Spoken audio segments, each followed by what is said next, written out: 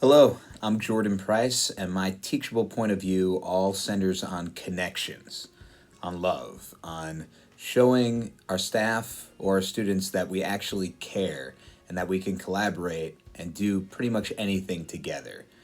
Let's face it, education is going in a direction where everything is easy to replace. The kids love being on tablets, they love being on devices, they love learning from electronics, and what we as teachers teach as far as curriculum can easily be replaced with programs, with artificial intelligence. But what those things can't do is they can't teach our kids to be human. They can't teach our kids how to care for one another, how to show empathy, how to deal with tough situations and how to deal with disappointment and do it with grace and do it in a humane way. So, as a leader, my biggest goal would be creating students and a staff that are respectful human beings that can function in a society where there's a big emphasis on individuality and there's a big emphasis on doing things alone. I want to teach them to still be able to collaborate and know that even though you might have a profession in the future where you can work remotely, you don't have to always work with someone else, that there will always be an element of collaboration to anything you do. And we need to be able to teach our kids about collaboration for them to be successful. And I see that that's where a lot of kids and adults are struggling the most. So my school would be a vision of collaboration.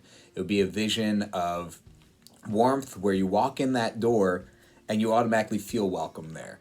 People greet you, you're not ignored, everyone is accepted, and it's just a nice environment to be in. And I'd create that safety net for my staff, for my students, so that they feel comfortable to fail. Because if you don't feel that it's okay to fail, you're operating from a space of fear. And nobody produces their best work from a place of fear. You produce work and you try your best, but that's not always what you can do when you feel comfortable to take risks and possibly fail and learn from those failures and do better the next time.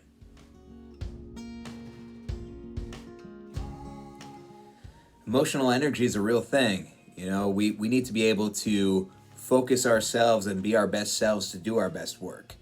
And everybody needs a break from now and then, right? We can't all just keep going and expect to not burn out. And that goes for kids and teachers. So for teachers, work-life balance would be something I preach constantly, and how if you need the time, take the time. It's built into our schedules. It's built into our pay salary schedule. We're given that time for a reason because we need to be able to re-energize, especially with some of these kids who, as we know, will push every button and try to get the best of us. We can't let that happen. So we got to take care of ourselves mentally and physically to do our best work. Now that also goes for the kids, right? They're going to need breaks, and they're getting better at advocating for themselves and letting us know when they need breaks. But also we got to teach our kids how to not take advantage of those breaks, but use them when they genuinely need them. And how that looks, how that's acceptable, and how that will help them to then get back and produce the work that they're capable of doing.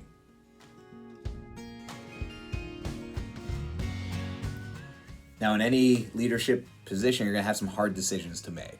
And not every decision you make is going to make everybody happy. And we all know you can't please them all. But if you're always keeping what's best for the kids at the top of your mind, and that's where you're going from, and that's where your anchor is, what will our kids benefit from the most, you can rest assured as a leader, as I hope I will, that I'm always making the right decision. Because it's not coming from a place of greed. It's not coming from a place of this is what I want. It's coming from this is how our kids need us to function, and this is how they will best benefit, even if that decision will weigh heavily on myself or somebody else. If I'm successful with my teachable point of view, and I get buy-in from my students, I get buy-in from my teachers, my goal is that we create this environment that people want to be at. Right? Whether it's the community, whether it's the teachers, whether it's the students, they want to be there. It's not I dread having to go to school, but it's all right, it's a school day. I can't wait. We're doing this today, and I can't wait to do that.